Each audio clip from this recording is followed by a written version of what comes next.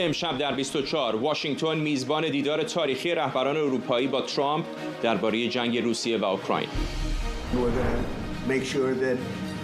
If there's peace, the peace is going to stay long term. This is very long term. We're not talking about a 2-year peace and then we end up in this mess. رئیس جمهوری آمریکا میگه همه از این جنگ خسته شدن، حتی ولادیمیر پوتین. و من آرش علایی اینجا در کاخ سفید این نشست تاریخی رو برای شما گزارش خواهم کرد. need to stop this war, to stop Russia, and we need support American and European partners. We will do our best. زلنسکی در کاخ سفید گفته کیف آماده راه حل دیپلماتیک برای پایان به حمله روسیه است. به گفته او مسکو فقط با زور مجبور به صلح میشه. و تاکید برلین بر شفافیت بیشتر نقش واشنگتن در تضمین‌های امنیتی. نخست وزیر بریتانیا هم میگه همه میخوان جنگ تموم بشه. از استودیوی ایران اینترنشنال این 24 است با فرداد فرهزاد. این یک خبر فوری است.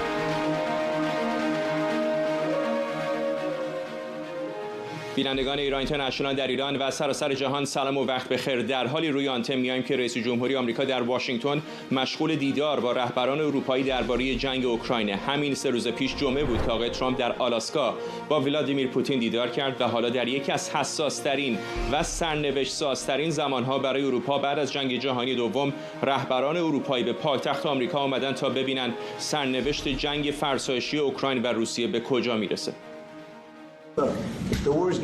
ببینید جنگ خاتمه خواهد یافت و اینکه کی به خاتمه برسه اینو نمیتونم به شما بگم، ولی این جنگ به خاتمه خواهد رسید.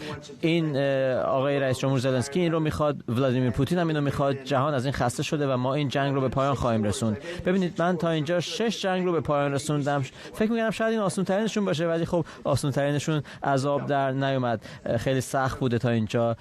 خیلی ها دلایل متعددی بوده برای این جنگ و در این باره برای مدت‌ها صحبت خواهیم کرد و درباره دیگر جنگ هم صحبت کردیم. هند و پاکستان به عنوان مثال، جاهای متعددی. اگر نگاه کنید به بعضی از این جنگ‌ها، برید به آفریقا و ببینید وضعیت چطور بود. رواندا و کنگو، جمهوری دموکراتیک کنگو، 31 سال جنگ اونها ادامه داشت. بنابراین ما 6 جنگ رو تا اینجا متوقف کردیم و خب جنگی که میتونست جنگ هسته‌ای و نابودی تمام و کمال باشه، جنگ هند و پاکستان، بعد جنگ اسرائیل و ایران. بنابراین من اطمینان خاطر دارم که میتونیم این جنگ رو به پایان برسونیم. آرش علایی از کاخ سفید به ما پیوسته. آرش، دفعه قبلی که آقای زلنسکی در واشنگتن در کاخ سفید با آقای ترامپ دیدار کرد، به باور بسیاری دیداری فاجعه بار بود. این بار او همراه است با بسیاری از رهبران مهم اروپایی و درست 3 روز بعد از دیدار آقای ترامپ با ولادیمیر پوتین در آلاسکا چه چیزی انتظار میره اونجا در کاخ سفید؟ خب صحبت‌های رئیس جمهوری آمریکا رو شنید. آقای زلنسکی حدوداً ساعتی پیش وارد کاخ سفید شد. در کاخ سفیدی که من تا حالا انقدر شلوغ ندیده بودم.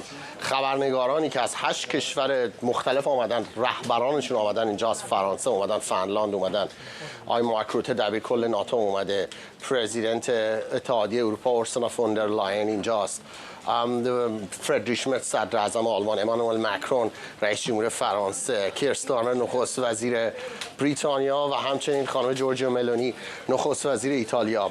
و اینقدر خبرنگار اینجا هست که من داشتم با یکی از دوستانم اینجا صحبت میکردم. 50 سال فیلم بردار بود، از زمان رئیس جمهور فورد اینجا بوده است. گفت هیچ وقت کاخ سفید رو اینجوری ندیده است، این تعداد خبرنگار رو ندیده است.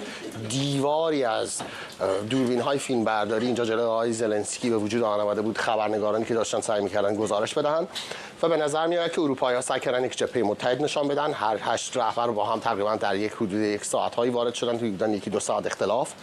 اینجا مذاکرات پیش می رود. همونجور که تو گفتی با آقای ولادیمیر پوتین 3 روز پیش صحبت کرده است. ایده ای که از ولادیمیر پوتین شنیده آقای ترامپ برای اینکه بتوانند به توافق برسن رو آقای ترامپ قرار است اینجا با رهبران اروپایی در میان بگذارد.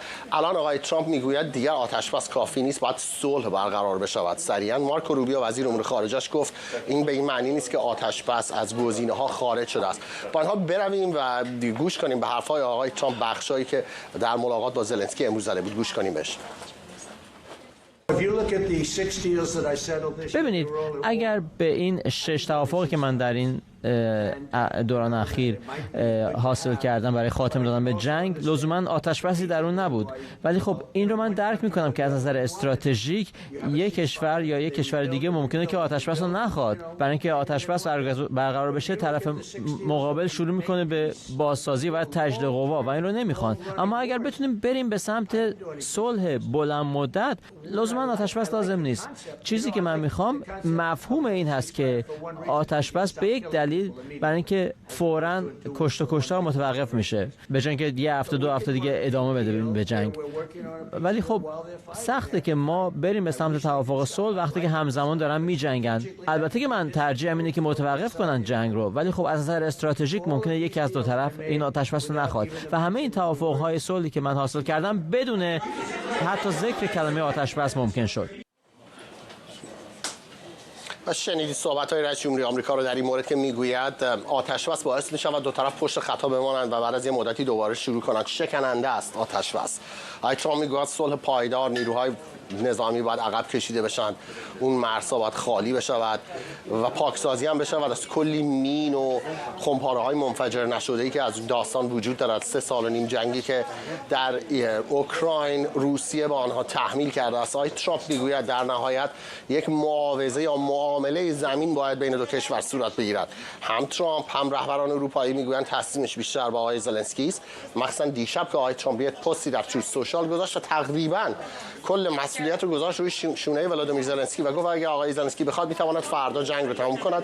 این شرایط پوتین است، اگر اینو قبول بکند جنگ متوقف خواهد شد. باید دید امروز این مذاکراتی که به نظر میآید مذاکرات طولانی باشد رهبران اروپایی رو قانع خواهد کرد که با آقای ترامپ در واقع یک جبهه تشکیل بدهند و بروند به سمت صلح، یا همونجوری که آقای ترامپ گفت ممکن است توافقی هم در کار نباشد، ممکن است تمام این داستان‌ها رو بالا پایین بکنن، اروپایی‌ها با اوکراین به این نتیجه برسن که میخوان جنگ رو ادامه بدهند. اون هم یک وضعیتی است که آقای ترامپ در نهایت ازش پیروز بیرون می آید، به خاطر اینکه الان توافقاتی که برای فروش سلاح به اوکراین دارد از طریق اروپا است. دیگه اعانه چیزی داده نمی شود، خیریه چیزی داده نمی شود. اگر میخواهند بجنگن هزینه اش رو باید پرداخت کنند، تسلیحات بخرن از طریق اروپا تحویل بدن به اوکراین. خواهیم دید امروز اروپایی ها چه جوابی دونالد ترامپ خواهند داد. ممنونم فعلا از تو آرش علایی در کاخ سفید. طبیعتا یه چشممون متوجه همونجا است، اگر اتفاق خاصی دوباره بیفته به آرش باز خواهیم گشت. آقای ترامپ در پاسخ به سوال یک خبرنگار آمریکایی که پرسید آیا آمریکا به دنبال پایان حمایت نظامی از اوکراین هم گفته او چنین چیزی نگفته و هدف دولتش پایان دادن به جنگ و رنج مردم اوکراینه.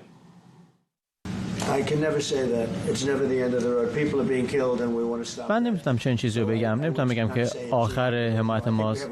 خب خیلی کشته شدن و من فکر نمی کنم که این پایان جنگ باشه. من فکر می کنم که این فرصت رو داریم که این جنگ رو متوقف کنیم. تقریبا 4 سال گذشته از شروع جنگ. هفته پیش خیلی کشته شدن، میلیون‌ها نفر کشته شدن و خب تعداد زیادی از سربازها کشته شدن. من رئیس جمهور رو میشناسم و فکر میکنم که ولادیمیر پوتین هم میخواد که جنگ به پایان برسه.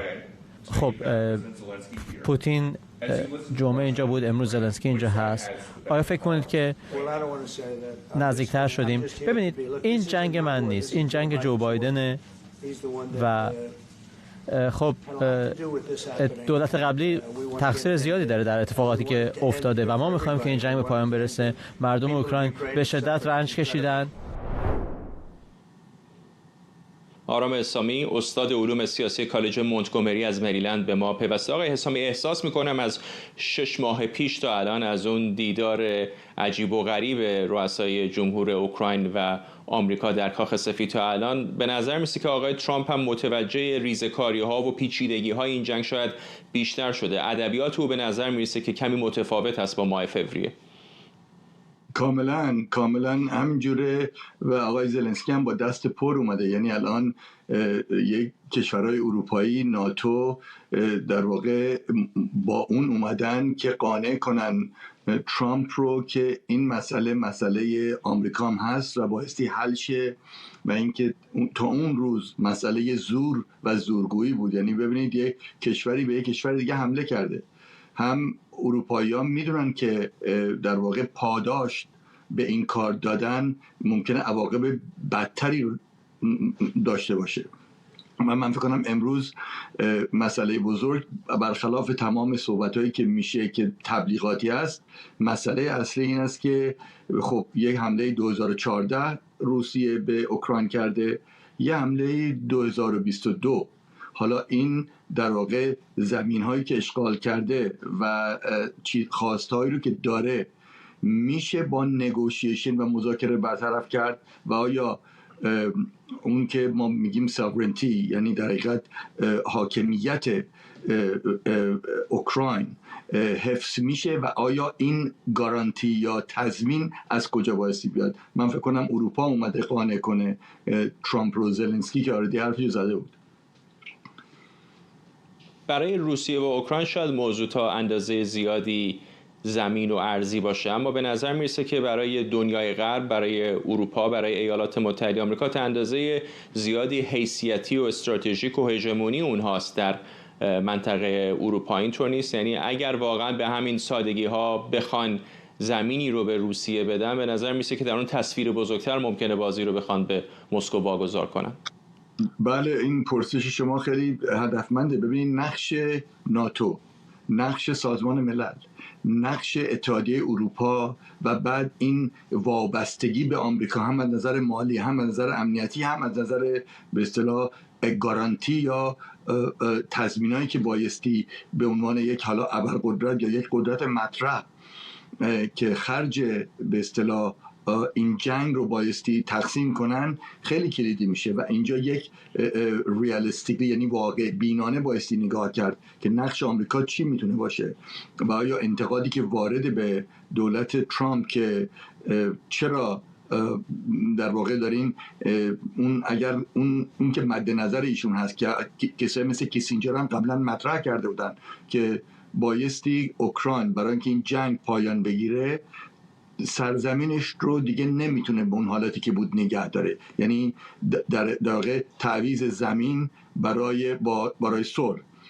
اما خب الان همونجور که شما گفتید نه تنها مسئله حیثیت، مسئله این که آیا یک نظمی سازمان ملل و شورای امنیت، حتی اتحادیه اروپا و کشورهای اروپایی مطرح مثل انگلیس، آیا اینها میتونن در واقع پاداشی به این عمل وحشیانه بیش از 2.5 سال بمبارون، یعنی حداقلش جنایات جنگیه که مرتکب شده روسیه، و آیا این میتونن پاداش بدن با زمین دادن؟ فقط حیثیتی هم نیست، ولی برای ترامپ و پوتین مسئله داخلی و اینکه من حالا چون امروز تو مسابقه مطبوعاتی هم گفت، یعنی وقتی یه خبرنگار پرسید آیا شما حاضرید مثلا نیروهای آمریکا وارد این پیس کیپینگ صلح رو برقرار کنن اونجا، این رو رد نکرد که قبلا کاملا رد کرده بود این گزینه رو. بنابراین بازی عوض شده و من فکر کنم اونجوری شما گفتید واقع بینانه تر ممکنه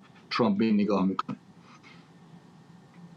میدونم آقای حسامی که آمریکایی ها میلیاردها دلار در اوکراین هزینه کردن، اروپایی ها هم با کمی فاصله هزینه سنگینی پرداخت کردن و طبعا خود اوکراینی ها هم بیشترین هزینه رو نه فقط مالی بلکه جانی دارن روی زمین میپردازن. ولی من میدونم، شما هم میدونید 5 سال 10 سال دیگه دوباره ما داستان چین رو احتمالاً در تایوان خواهیم داشت. آیا به طور کلی به نظرتون به نفع اتفاقا غربی ها نیست که الان روسا همچنان گرفتار یک جنگ فرسایشی در شرق اروپا باقی بمونن؟ جالبه دیگه. اگر ثبات، ببینید ثبات اقتصادی و امنیتی برای اروپا خیلی مهمه، اما من این مسئله چین رو هم اگه جدا کنیم جالبه، چون حالا این چه نشانه ای از رویکرد غرب و اروپا میتونه بده. همجور که میدونید اگر نظم جهانی داره عوض میشه و اون ساختارهایی که وجود داشته ممکنه دیگه کفایت نکنه، نه تنها در اوکراین و در غزه و لبنان، بلکه در چین و در آینده یک سازوکار دیگه‌ای واسه اتخاذ بشه. و من فکر کنم این نقاط کوری که الان وجود داره و با اون مسئله که الان میدونید از نظر تحریم ها، هم چین، هم ایران، هم روسیه اگر معتاد به تحریم کردن شده باشه غرب و آمریکا و جواب نده، بایستی سازوکار دیگر رو اتخاذ کنه. بنابراین اینم کاملا مشخصه واسه اروپا که نه تنها برای چین بلکه برای کشورهایی مثل حالا فینلند یا مثلا لهستان، اروپای شرقی مسئله ساز میشه که شما پاداش بدید به این عمل وحشیانه و حتی الان گارانتی و تضمین هم بخواید. خب این زیاده خواهیه در این مورد و من فکر کنم این نظم جهانی باعث دوچار یه تحولی بشه و اون شوکایی که داره به سیستم وارد میشه. ولی متاسفانه اگر زور حرف اول و آخر رو بزنه، یعنی نیروی انتظامی، روسیه ممکنه بیاد بگه من آلاسکا رو اشتباه کردم به آمریکا فروختم 150 سال پیش، شروع کنه حمله کردن به آلاسکا و بعد اونجا ما بگیم هر کی زورش بیشتر میرسه میتونه اینو پیش ببره، بعد نیست آلاسکا رو بدیم چون ما نمیخوایم. خب این پرسیدنت بدیه، یعنی این کار ممکنه عواقب دیگه هم داشته باشه. ولی خیلی راحته که شما تریتوری و سرزمین یک کسی دیگر رو معامله کنید. واسه همین که زلنسکی و اروپا بیشتر این مسئله رو درک میکنن تا مثلا آمریکا یا کشوری که اصلا مهم نیست، گرفتن که گرفتن. ممنونم از شما. آرام اسلامی، استاد علوم سیاسی کالج مونتگومری از مریلند با ما. از ساعتی پیش درباره دیدارهای امروز در کاخ سفید اظهار نظرهای زیادی منتشر شده. دونالد ترامپ هم پیش از ورود رهبران اروپایی گفت نیاز به مشاوره افرادی که نتونستن جنگ اوکراین رو متوقف کنن نداره. آقای ترامپ پیش از ملاقات امروز با انتقاد از رسانه‌ها و مخالفانش در زمینه چگونگی مدیریت بحران اوکراین گفت فقط میخواد جنگ روسیه و اوکراین رو متوقف کنه، همونطور که در 6 ماه گذشته به گفته او 6 تا جنگ دیگر رو تموم کرده. در همین حال ولادیمیر زلنسکی بعد از دیدار نماینده ویژه آمریکا در امور اوکراین گفته روسیه فقط با قدرت وادار به صلح میشه و رئیس جمهوری ترامپ این قدرت رو داره. او در این حال گفته هدف اصلی از نشست امروز صلحی پایدار و قابل اعتماد برای اوکراین و کل اروپا است.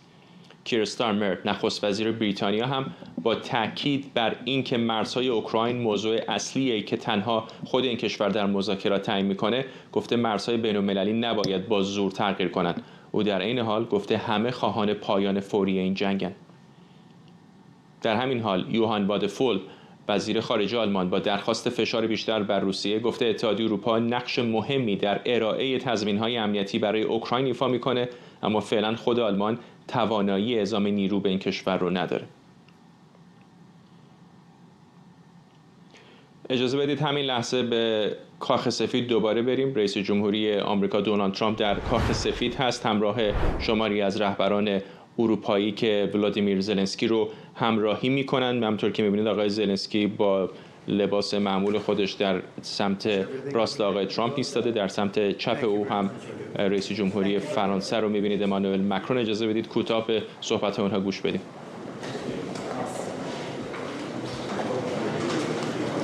خب به نظر نمیرسه که رهبران ایالات متحده آمریکا و کشورهای اروپایی به قصد صحبت طولانی تر با رسانه ها رو داشته باشن. عکس کوتاهی، فرصت کوتاهی برای عکاسان و فیلمبردان در کاخ سفید بود تا از این دیدار تاریخی تصاویری به جهان مخابره بکنن. همکارم سمیرا قرایی هم از وزارت خارجه آمریکا با ما. سمیرا، یکی از پرمشغله ترین و شلوغ ترین روزهای دیپلماتیک در واشنگتن دی سی هست. سران کشورهای اروپایی آقای زلنسکی رو برخلاف 6 ماه پیش دارن همراهی میکنن. مشخصه که نه فقط برای اوکراین، چقدر برای اروپایی ها همین دیدار و این سفر مهم بوده.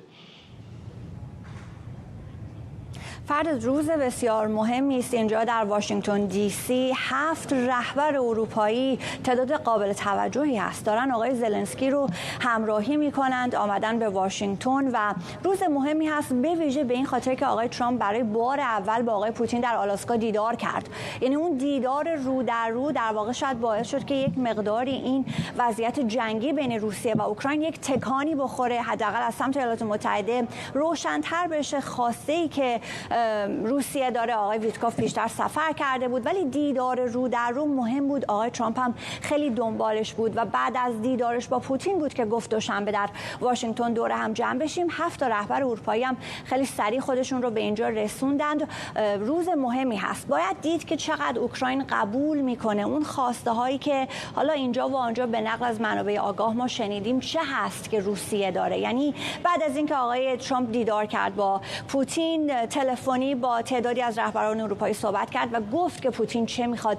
از اونجا تا یه حدودی در رسانه ها درس پیدا کرد. بحث خاک، بحث قلمرو با هم پیشتر صحبت کردیم. بسیار محوری هست در داستان روسیه و اوکراین و اینکه چقدر اوکراین در نهایت راضی میشه که اینها رو بخواد بده بره به روسیه. اون چیزی که پیش از این قبل از همه این تحولات تازه آقای پوتین دنبالش بود این بود که تمامی اون 4 تا منطقه‌ای که آمده سرباز آورده و بخشایش رو گرفته. پوتین به جز لوهانسک در منطقه دونباس هیچ جای دیگری در اوکراین رو به تمامی از آن خودش نکرده. اما این 4 منطقه‌ای که مد نظرش داشت، لوهانسک، دونتسک، زاپوروژیا و خرسون، منهای کریمه که در زمان اوباما گرفته بود، اینها رو پیش از این روسیه میگفت من همه اینا رو میخوام از شما بگیرم. اوکراین باید این رو به من بده تا من وارد پروسه صلح بخوام بشم و پروسه آتش بس مثلا هرگز بحثش برای آقای پوتین جدی نبود. برای ایالات متحده جدی بود که بعد از دیدار با پوتین آقای ترامپ هم اون رو رها کرد و گفت الان دیگه ما فقط راجع به صلح صحبت میکنیم، راجع به آتش بس بهتره که کسی صحبت نکنه. الان جایی ایستادیم آقای ویتکوف داره چنین چیزی رو میگه که چندین بار پیش از این به روسیه سفر کرده بود. میگه فقط دونباس رو آقای پوتین میخواد، یعنی اون لوهانسک و دونتسک، ولی کلش رو میخواد. از این کل مشخصا در منطقه دونتسک 6500 کیلومتر مربع در اختیار نیروهای اوکراینی است و تعداد زیادی نزدیک 200,000 نفر اوکراینی اونجا زندگی میکنه. یعنی آقای زلنسکی الان باید قبول بکنه کل این منطقه رو و بخشی که حتی روسیه موفق نشد در عملیات نظامی به دست بیاره این رو 2 دستی بده به آقای پوتین. این بحثی است که الان مطرحه. به این ترتیب آقای پوتین قراره که از خرسون و زاپوروژیا هم بگذره و درگیری ها در شمال در منطقه خارکیف و در منطقه سومی هم اونجا متوقف بشه. همین سومی رو شب گذشته قبل اینکه آقای زلنسکی وارد اینجا بشه آقای پوتین بمباران کرد. یک بچه 18 ماهه اونجا کشته شد. قرار هست که اگر دونباس به پوتین برسه بقیه جاها رو درش متوقف بکنه، جنگ رو نوشته کتبی بده که دوباره این کار رو نخواهد کرد، ببرن در مجلس روسیه تصویب بکنن به شکل قانون که دیگه به اروپا یا اوکراین حمله نکنند و مشکلی هم با ضمانت‌های امنیتی در خاک اوکراین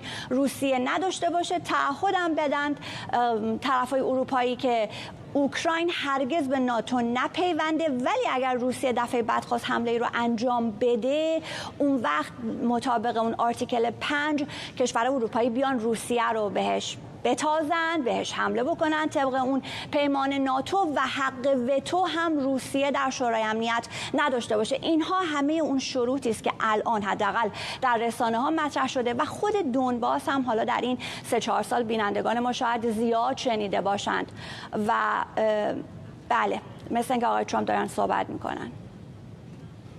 درسته سمیر، اجازه بده مستقیم بریم به کاخ سفید. رئیس جمهوری آمریکا داره صحبت میکنه. خیلی عالی خواهیم داشت و بعد تلاش خواهیم کرد که یک نشست 3 جانبه داشته باشیم و ببینیم که کار رو به اتمام برسونیم، برای اینکه از زمان جنگ جهانی دوم تا این سو جنگی با این شدت وجود نداشته. میخوام خوش آمد بگم به دبیرکل ناتو مارک روته که جنتلمن فوق‌العاده است، یک رهبر عالی سیاسی در اروپا بوده و حالا دبیرکل ناتو است و خیلی خوب داره عمل میکنه. متشکرم مارک.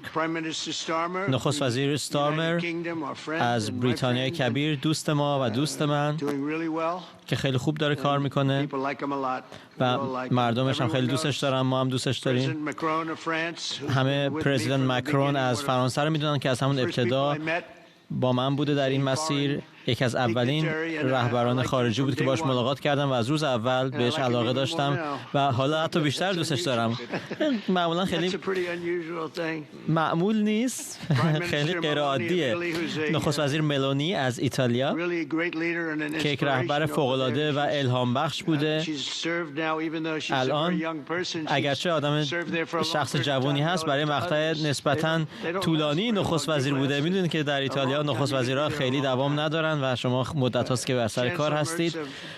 صدر اعظم آلمان مرتز که شخص خیلی قوی است و رهبر خیلی قوی است و بسیار مورد احترام در آلمان، او هم دوست من هست و مایه افتخار من هست که میزبان شما باشیم. خیلی متشکرم و خیلی خوب آفتاب گرفتی، خیلی خوشتیپ شدی. من کاش من میتونستم مثل تو باشم. پرزیدنت استوب از فنلاند، او هم کسی است که ما کجا نشستی؟ کجاست؟ چی شده؟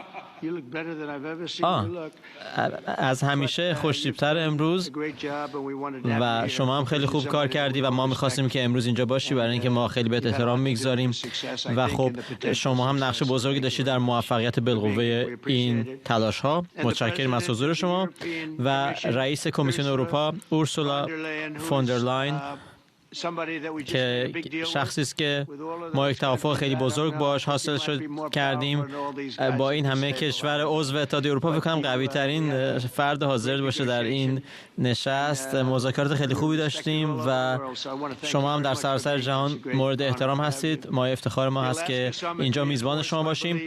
در نشست آلاسکا این باور من تقویت شد که برای رسیدن به صلح نیاز به همکاری و گفتگوی چند جانبه داریم و پرزیدنت پوتین هم پذیرفت که روسیه میپذیره تضمین‌های امنیتی برای اوکراین رو. این یکی از نکات کلیدی است که باید بهش بپردازیم و در این باره در سر همین میز بهش خواهیم پرداخت که چه کسی چه کار خواهد کرد. من خوشبین هستم که به صورت دست جمعی میتونیم به توافقی برسیم که مانع هر گونه تعرض آتی به اوکراین بشه.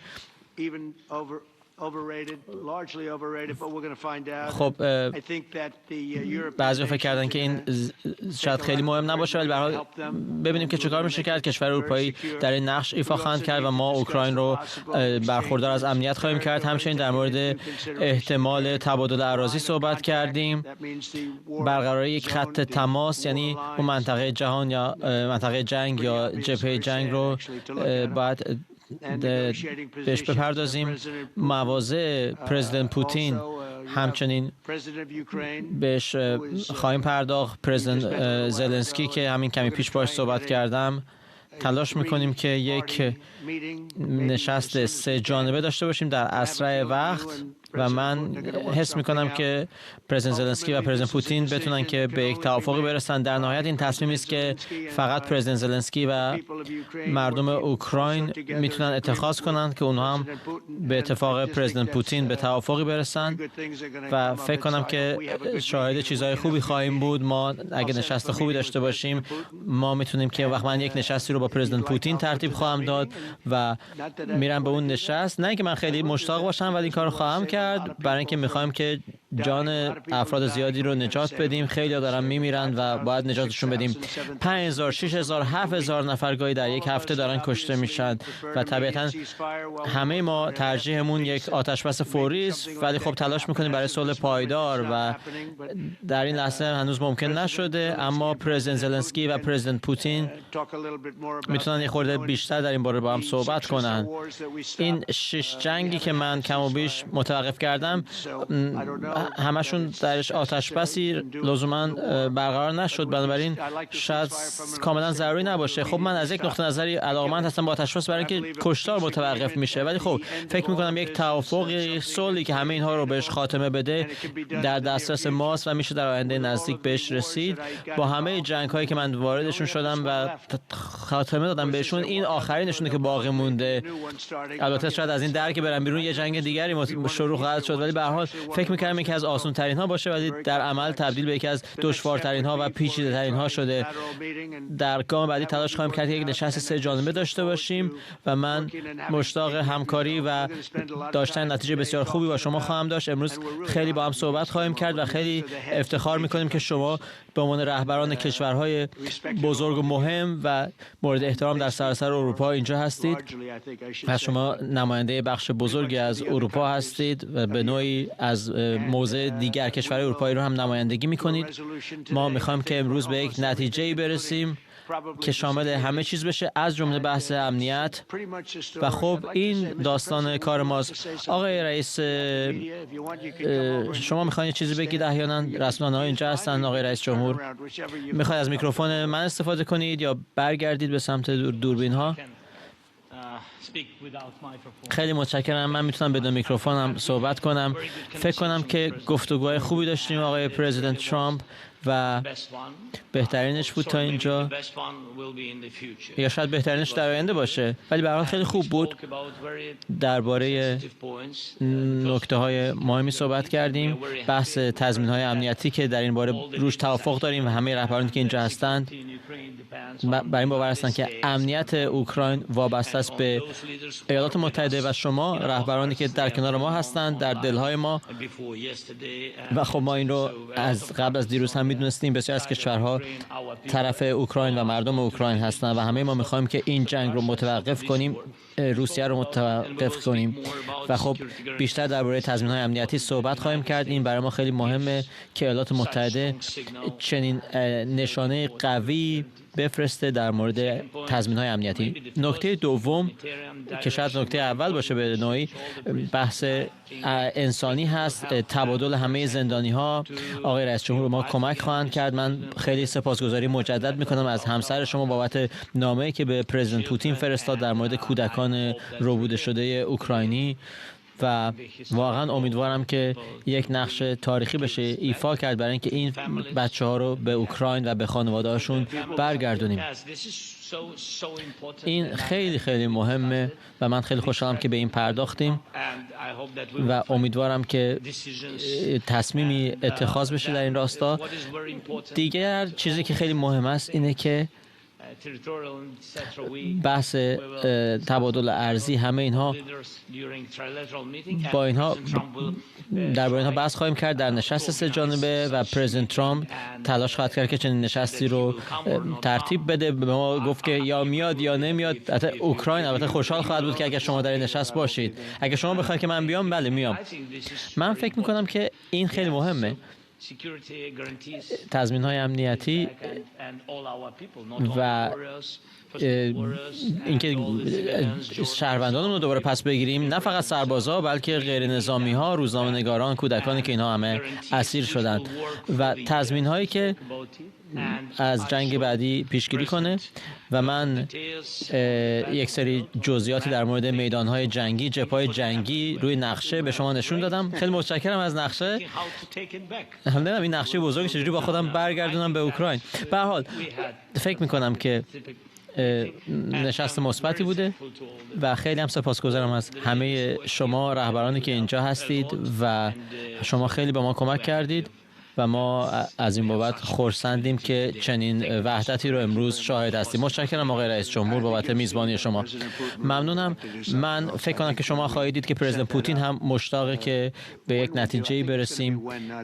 من فکر می‌کنم که این نشست سه جانبه قطعاً برگزار خواهد شد، فقط نکته زمانش هست و میدونم که بیش از 1000 زندانی رو شاید خیلی زود آزاد کنه که فکر کنم این خیلی خوبه و ما این جزئیات رو بیشتر بعد از نشست امروز بهش خواهیم پرداخت. خیلی متشکرم از صحبت‌های شما.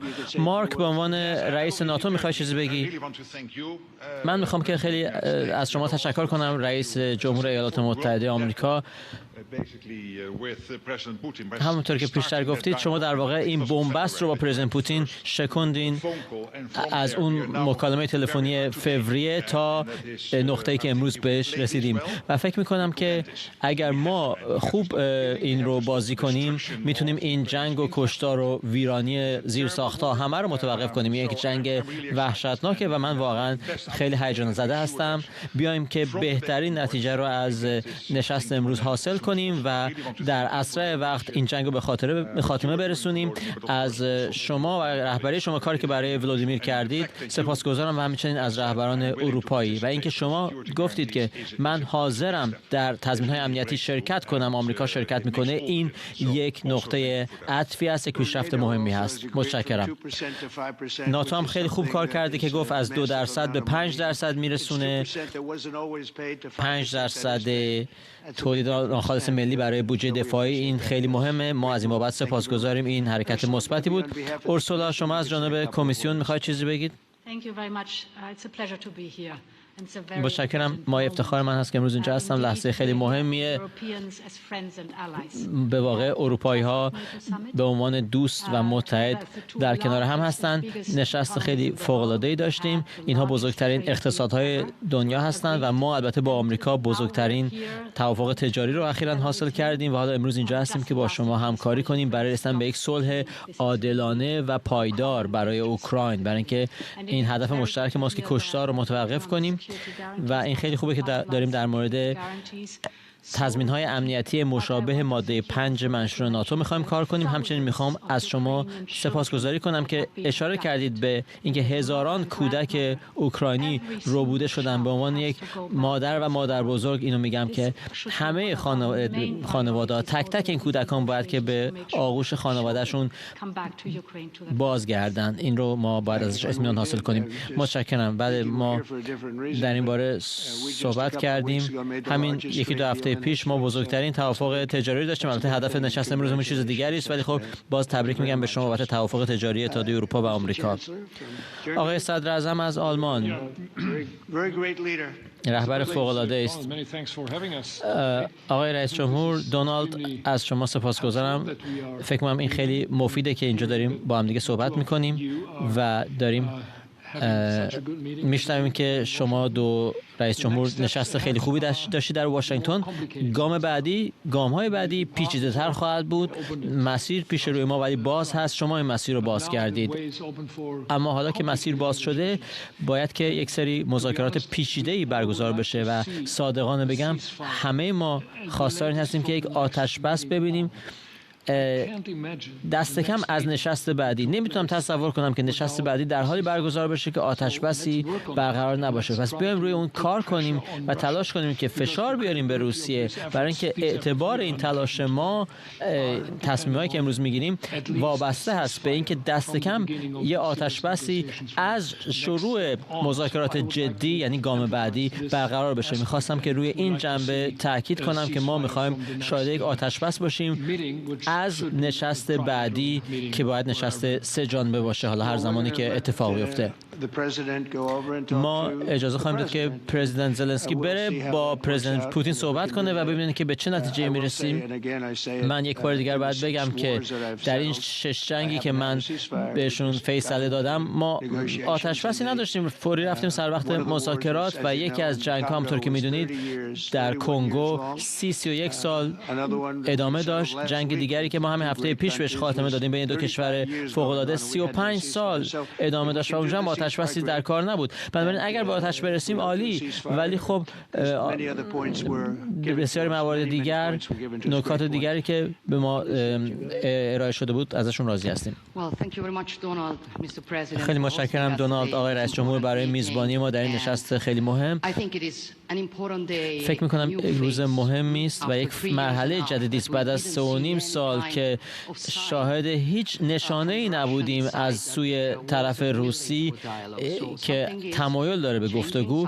یک چیزی تغییر کرده به واسطه تلاش شما و همچنین به واسطه رکود در میدان جنگ، توقف در میدان جنگ که خب صحبت‌های دونالد ترامپ رئیس جمهوری ایالات متحده آمریکا رو شنیدید که بعد از اون ولادیمیر زلنسکی رئیس جمهوری اوکراین صحبت کرد و بعضی دیگر از رهبران اروپایی از جمله همین الان جورجیو ملونی نخست وزیر ایتالیا داره صحبت میکنه. فحوای کلام همه اونها کم و بیش یکیست. به نظرم به گمانم مهمترین حرفا مربوط به آقای ترامپ و زلنسکی بود. شاید دقت کرده باشید که در مورد تبادل زندانیان صحبت کردن، در مورد تضمین‌های امنیتی صحبت کردن، اما آن چیزی که کمتر به اون تا اینجا اشاره شد پس گرفتن بخشایی از سرزمین‌های اشغال شده اوکراین توسط روسیه است. شاید کلید توافق احتمالی هم در همین باشه. شکریا برادوس، پژوهشگر امنیت بین‌الملل و سیاست خارجی از واشنگتن و مهرزاد بروجردی، رئیس دانشکده علوم انسانی، علوم و آموزش در دانشگاه علم و فناوری میزوری از همین ایالت به ما پیوستن. خانم برادوس، چقدر به نظرتون این حائز اهمیت هست که حرف چندانی از بازپسگیری سرزمین‌های اشغال شده نیست، بلکه موضوع فقط تضمین‌های امنیتی است و تبادل زندانیان؟ با درود خدمت شما و دکتر بروجردی. ببینید چیزی که واقعا برای من جالب بود اینکه جواب سوال شما رو بدم، تصویری که زلنسکی گذاشته بود، چون که خیلی از این جلسات رو شما هیچ وقت نوتات رو جلوی دوربین نمیذاری، ولی اگه دقت کرده باشی تمام نوتای زلنسکی رو یک جوری چیده بود که تمام مطبوعات بتونن ببینن و مخصوصا کسی که در کرملین نشسته و باید این نوتا رو ببینه. به نظر من خودش یک پیامی بود که زلنسکی رو به خاطر جلسه قبلش هم که در کاخ سفید داشت در این حرکاتش داریم میشناسیم. مثلا وقتی کسی که اون طرف مذاکرات هست یکی از کسایی که مشهوره در کاگبه و اون اینتلیجنس سرویسی که در روسیه هست، پس اون متنی که نوشته خب بعداً خواهیم دید در مطبوعات که این دیتیل‌ها جزئیات چی هست. ولی در مورد جواب سوال شما، به خاطر اینکه هنوز هیچ جوابی رو نمی‌بینیم، ولی اگه بخوایم بین حرفایی که هست، گفتگویی که شد، زلنسکی به ترامپ گفت در مورد اینکه نقشه‌ای که نشون دادی نقشه زیبایی بود و بعد اینو پس بگیرم، یعنی اونجا اون حرکاتی و اون صحبتایی که وجود داره نشون میده که هنوز در مورد این صحبت‌ها هنوز هم جای بحث هست. ولی در مورد نکته مهمی که در این گفتگو بود، ضمانت امنیتی بود که کشورها تشکر کردن، مثلا ناتو از آمریکا که قسمتی از ضمانت امنیتی باشه. این ضمانت امنیتی چیست که مثل ناتو نیست ولی شبیه ناتوه و اون برمیگرده به اینکه هر یک از این کشورها جداگونه با اوکراین یک توافقاتی میکنن که اگر حمله‌ای به طرف اوکراین صورت بگیره این کشورها بتونن وارد جنگ بشن و آمریکا وقتی قبول میکنه قسمتی از این ضمانت امنیتی بشه، یعنی آمریکا هم جداگونه با اوکراین چنین توافقاتی رو امضا خواهد کرد. اینجاست که میخوان یک توافق یا یک ضمانت امنیتی داشته باشن که شبیه ناتو باشه ولی برای مثل ناتو نباشه. و نکته جالبی که ترامپ در موردش صحبت کرد این که پوتین با چنین ضمانت امنیتی که در مورد صحبت میکنن راضی هست. برای همین هم هست به نظر من فعلا قدم ها دارن مثبت جلو میرن، مخصوصا اینکه آمریکا داره سعی میکنه نقش میانجی رو بازی کنه. آمریکایی که میگیم قسمتی از جنگ بوده به خاطر اینکه حمایت کرده از اوکراین، قسمتی از جنگ بوده، نقشی که چین سعی کرد بازی کنه، کشورهای عربی سعی کرد بازی کنه. الان با این به نظر من قدمی که ترامپ برداشته داریم میبینیم که آمریکا نقش جدایی رو داره بازی میکنه، نقش میانجی و کسی که میخواد عامل صلح باشه. حالا وقت بشه بحث خواهیم کرد که این پایان جنگ، صلح یا آتش بسی که ترامپ به نظر من اینجا دچار اشتباه میشه، داره میگه من آتش بس نمیکنم، من به صلح میرسم، که در مورد اتلیست یعنی کمتر در مورد ایران و اسرائیل به یک آتش بس بود نه صلح بود. پس اینجا هم جای بحث هست که داره سخنی که میگه. آقای بروجردی، علیرغم اینکه دونالد ترامپ و اون موج مگای آقای ترامپ خیلی تمایلی به مداخلات بیشتر آمریکا در بیرون از مرزهای کشور ندارن، ولی به نظر میرسه از زنگزور تا اوکراین در نهایت آمریکا در دوران آقای ترامپ هم مجبور هست پرچمش رو در اون سرزمین ها ببره برای حفظ امنیت. بله کاملا همینطوره و این اشاره که آقای ترامپ میکنه به 6 تا جنگ فکر میکنم در همین راستا است. همین راجع به اوکراین هم ببینین وقتی که امریکا میگه که ما حاضریم تضمینی بدیم که به اصطلاح روسیه دوباره به اوکراین حمله نکنه، البته این از لحاظ حقوقی میدونیم که یک توافق با یک لایحه‌ای که از مجلس بگذره متفاوت است، مانند برجام که میتونه زیر پا گذاشته بشه. ولی به هر حال حرف مهمی است، برای اینکه دولت آقای ترامپ دولتی بود که با این بحث شروع کرده بود، سر کار اومده بود که نمیخواد وارد این مناقشه ها بشه، پاش به جنگ ها بکشه، پول خرج بکنه از این بابت. ولی حالا به نظر میاد که یک چنین تضمینی رو حاضرن بدن به خاطر اینکه توافق روسیه رو کسب بکنن برای پایان دادن به این جنگ. از محتوای حرفایی که الان شنیدیم فکر میکنم که همه بر این دلالت داره که مثل اینکه کشورهای اروپایی هم دارن تن میدن به این دوتا خواسته اصلی که آقای ترامپ مطرح کرده برای پایان دادن به جنگ، یعنی اینکه اوکراین به ناتو نپیونده و همچنین به اصطلاح مناطقی از دونباس رو تبدیل روسا بده. منطقه کریمه هم که خب به هر حال میدونی 11 سال دست روسا هست و اون بیان یک حقیقت نظامی هست که اوکراین نتونسته اون رو پس بگیره. بنابراین به نظر میاد که حداقل از محتوای کلامی که الان مطرح میشد ما داریم به طرف یک چنین توافقی در این مرحله میریم. ممنونم از هر دوی شما، مرزاد بروجردی و شکریا برادوست، که در این برنامه ما رو همراهی کردید و ممنونم از شما که بیننده پوشش ویژه ما بودید. اجازه بدید برنامه رو با همین تصاویر زنده از کاخ سفید به پایان ببرم.